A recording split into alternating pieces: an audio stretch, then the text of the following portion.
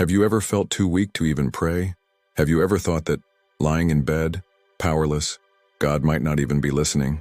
What if I told you that's precisely when heaven moves and hell retreats? In today's video, you'll hear the story of Madison Grace, a woman who died and came back with a direct revelation from Jesus about the kind of prayer the enemy fears most. Like, subscribe to the channel, and comment below which city you're watching from. Let's join you on this impressive spiritual journey. I'm Madison Grace. I'm 45 years old, and on July 3rd, 2025, I died.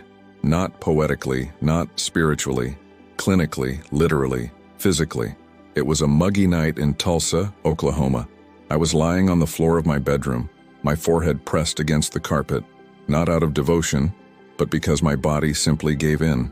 After years of raising 2 children with special needs, maintaining a volatile marriage, and struggling to pay bills while working 3 jobs, something in me broke. The diagnosis came quickly: nervous breakdown followed by cardiac arrest. What no one knew is that at that exact moment, alone, lying down, almost unconscious, I was praying. Not with pretty words, not with hands raised, not even on your knees. In fact, I could barely move my lips. My heart was racing, my vision was dark, and I could only say one thing inside my mind: Jesus, I can't take it anymore. If you hear me, please take me. It was in that moment, between the last beat of my heart and the silence that took over my house, that I left my body. I floated out as if I were made of vapor. I saw my body on the floor, my hands clenched, my face pale. But more than that, I saw something that wasn't mine.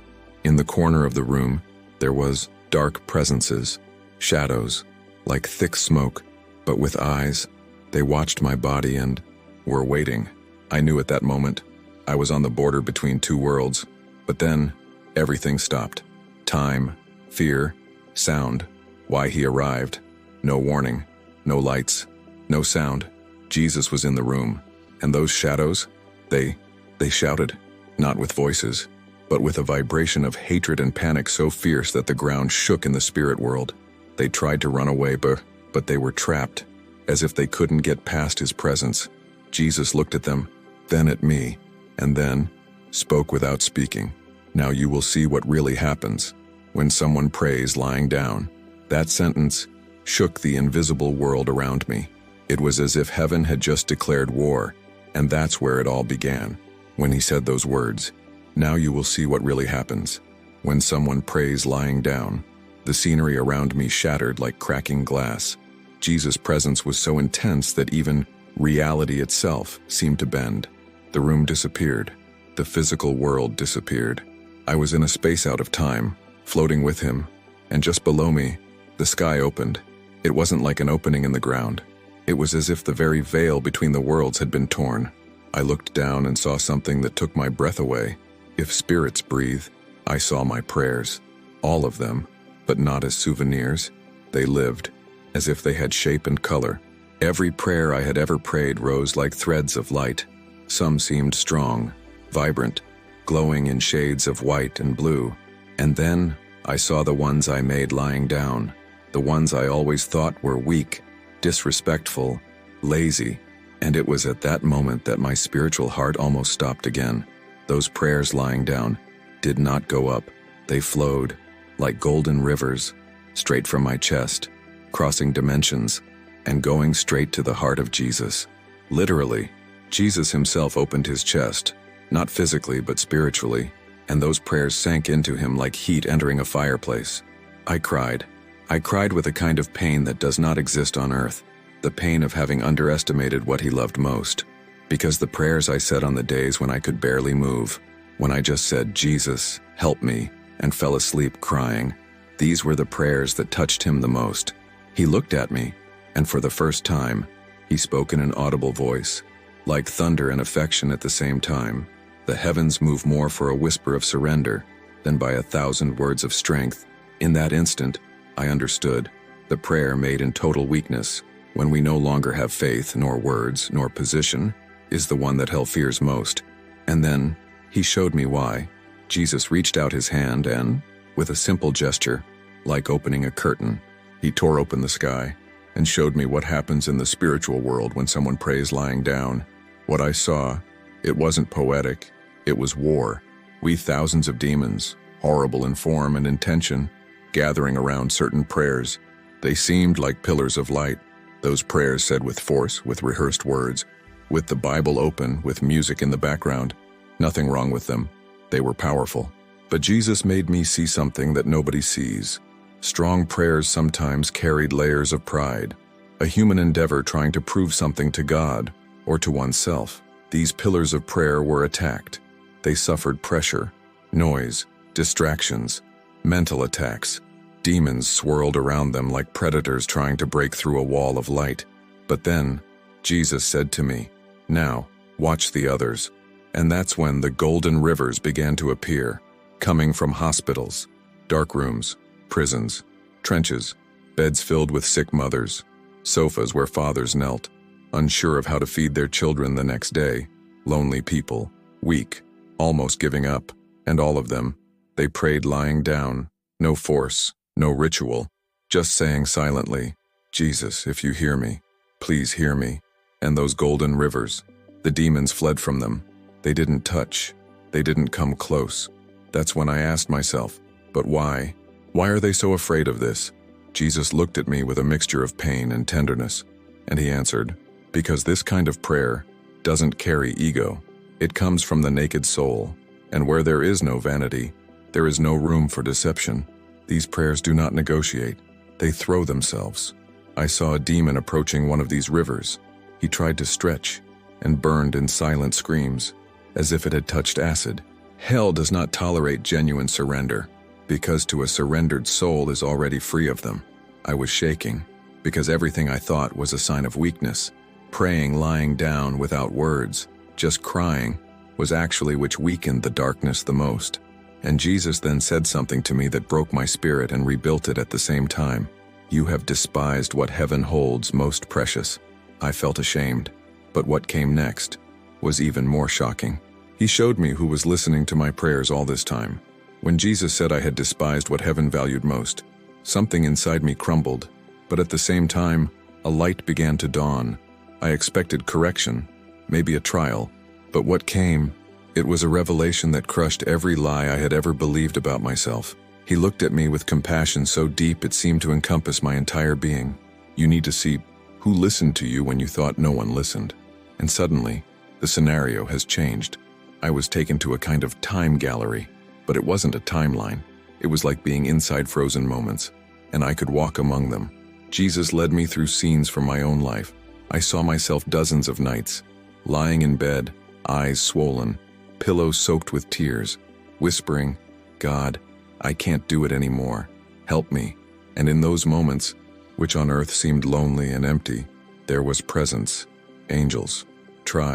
Angels were at my feet, beside me, behind the bedroom door, with hands raised, collecting each word as if they were pearls. Every tear of mine fell into a kind of spiritual container in the form of a golden chalice, and was carried before an altar. And there it was, Jesus himself, receiving everything, all, until the sigh, even the thought of silent surrender, until the moment when, without the strength to speak, my spirit just thought, "Save me." It was then that I realized the truth. I have never been praying alone, not once, not even in the early mornings when I felt abandoned, not even on the days when despair silenced me. Every prayer of surrender, Jesus said, activates all heaven. You think you are alone, but at that very moment, angels kneel to bear witness, and I come closer to listen. The shame I carried, of praying lying down, tired, without strength, of feeling that it wasn't enough, began to evaporate. Why heaven does not measure form, it measures delivery. And Jesus then showed me something else. One light Mape opened before us. They were lying down prayers around the world at that very moment. Thousands, millions. He pointed and said, "Look, Madison, look how many people think they're failing, but they are winning the greatest war by surrendering to me." I felt an explosion of love invade my spirit. And then Jesus made me a proposal that I will never forget. The vision of that map of lights still vibrated before me. Each golden dot was a prayer made by someone lying down, exhausted, broken, heartbroken. It was a living network of pure trust, spread across hospitals, prisons, dark rooms, silent homes, cars stopped on the road, closed bathrooms with people crying in silence. And then Jesus looked at me with a gaze so intense that I felt as if the universe had held its breath. They think no one is listening to them, Madison. But the whole sky bows when a weary heart surrenders. I couldn't hold back my tears, because I was one of those lights. I had experienced shame, fatigue, and a sense of spiritual failure. How many nights had I asked for forgiveness for not being able to kneel, for praying while lying down, for just whispering, "Jesus, help me," before passing out from exhaustion. And now he was showing me that these moments were not shame, they were victory. It was then that he told me something that took me apart. The enemy has always made you believe that this way of praying was weak, because he knew it was invincible. At that moment, the light map began to erase, one by one. I panicked. Why are they disappearing? I asked inside my soul. Jesus responded with noticeable pain in his expression. Because many give up before knowing the value of what they carry. They believe the lie that I only listen to the strong. They stop praying, thinking they have failed. I wanted to scream. I wanted to beg them to know, for someone to tell them. And then he spoke. "You're going to be that voice, Madison." I was silent, shocked. "How?" "I died. I'm here." He came closer, and with a gentle gesture touched my spirit, and it was as if a holy fire coursed through every part of me. It wasn't pain, it was pure life. "You're not going back just to live. We'll return to wake up the tired, to tell them that their prayers, even lying down, even silent, even weak, shake hell, and they are a sweet aroma at the Father's throne." At that time, a legion of angels appeared behind him. Each one held a scroll, and they were all stories of people who almost gave up, but didn't. Jesus showed me that every person who prays in the midst of weakness do spiritual waves that echo in other souls. And when one surrenders completely, heaven sends help. You'll be back, Madison, and you will say, "Stop thinking that praying lying down is wrong, because it was lying down that you touched the sky most." And then, everything went dark. A deep darkness, but with a vibration. Something was pulling me. I didn't want to go, but the call had already been given. Darkness enveloped me like a veil. It was warm, heavy, but not threatening. It was as if the physical world was pulling me back with invisible strings. I felt the presence of Jesus fading around me, but his voice remained alive inside me. "Don't be afraid of pain. It's the echo of your return. The mission is greater than the suffering." Suddenly, the silence was torn by noises. Beep, BP, BP, screams, movement. A raw white light invaded my consciousness. I was back to my body, lying on a hospital gurney, surrounded by frantic doctors. One of them shouted, "She's coming back, her blood pressure's rising." It was like falling from a divine dream into an earthquake. The first thing I felt was pain, a brutal pain in the chest, as if an anvil had been hurled at my heart. I screamed, but my voice wouldn't come out. I tried to breathe, but it was like sinking into cement. But something inside me, something new, began to pulse with a force that was not mine. A spiritual energy burned like embers in my soul, as if part of heaven had come with me. And then, in the midst of the confusion and the machines, I saw something impossible. Behind the doctor who was performing cardiac massage, there was an angel. His eyes were like liquid fire. His wings weren't feathers. They were like gusts of living wind. And he looked at me as if to say, "You're back. Now do it." I closed my eyes and a single phrase hammered in my mind. "You will tell them what hell never wanted them to find out." Hours later, when I was stabilized, the tests came back. The doctor couldn't explain what was wrong. "You had a complete cardiac arrest, clinical death for 11 minutes. Madison, you're supposed to be in a vegetative state, but you're talking, thinking, crying. This doesn't make sense." But I knew. Nothing else needed to make earthly sense, because heaven had already spoken. And there, lying in that hospital bed, weak, tired, still connected to tubes, I closed my eyes and murmured, "Jesus, I'm still lying down, but now I know this is also a prayer."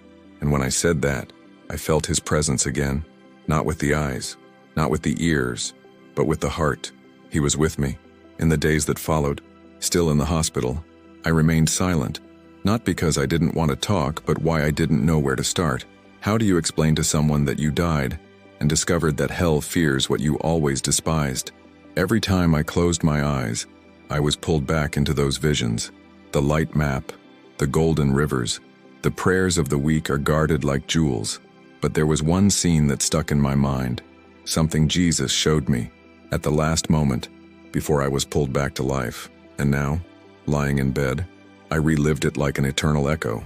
It was a room, a sort of celestial command room. There, angels gathered before panels of light that showed the earth in real time, but they were not cities or nations. They were souls, and these souls lit up or went out, according to one thing: prayer. But not just any prayer. Prayer made to the limit. Prayer without strength, without form.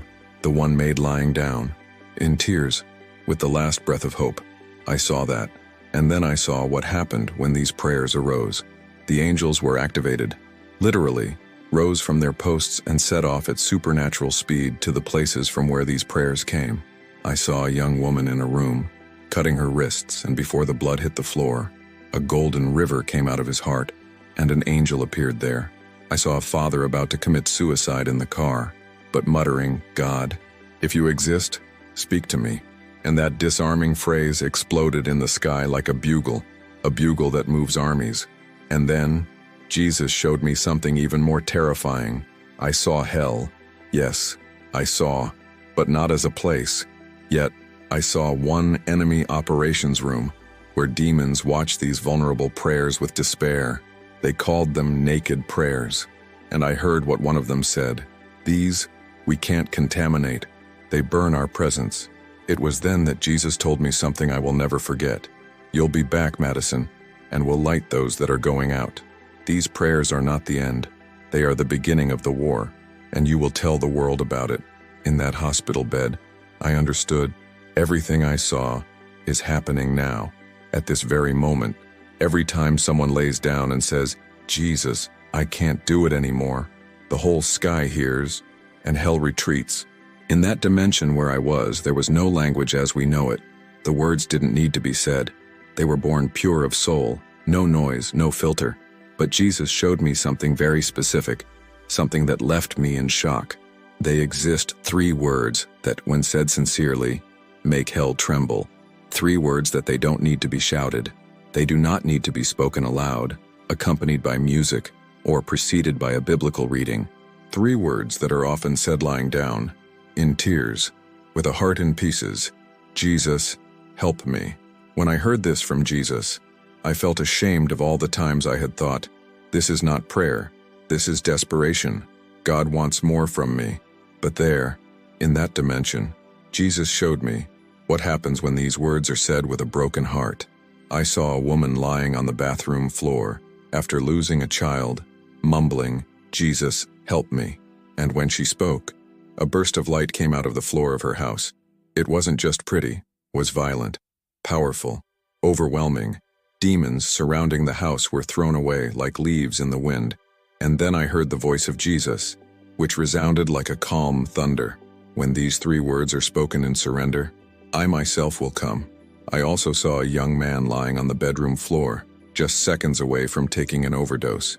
He hadn't prayed in years, but in that last moment, his voice weak, almost choked, he said, "Jesus, help me." And time stood still, literally. An angel pierced the ceiling with indescribable speed and strength, and reached the boy before the pill touched his tongue. Jesus looked at me and said, "Prayers said on knees show reverence, but prayers said lying down show confidence, and where there is trust, I am present." Because a son who has no strength, but still calls out to the Father, this son moves the heavens.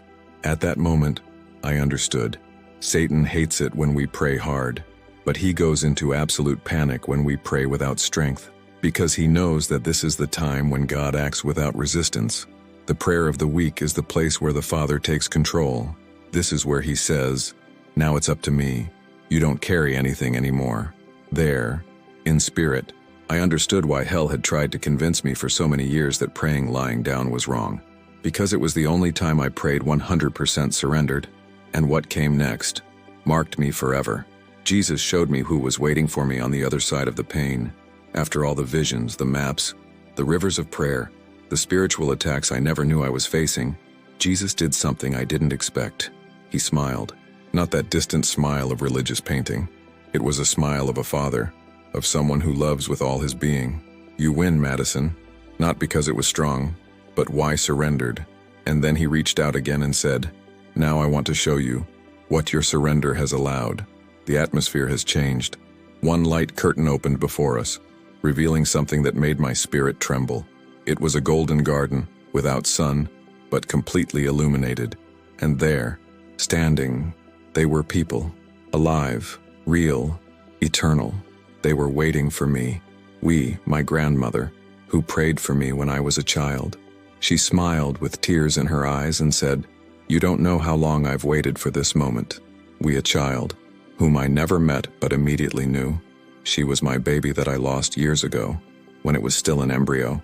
She ran towards me, smiling, with her arms open. "Mommy, I listened to you when you prayed while lying down. I knelt, or floated, I don't know, but I burst into tears. Jesus came closer and placed his hand on my shoulder.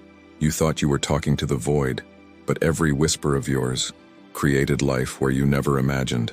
Then I saw something even more surprising. A line, long, infinite, people I've never seen in my life. Men, women, young, old.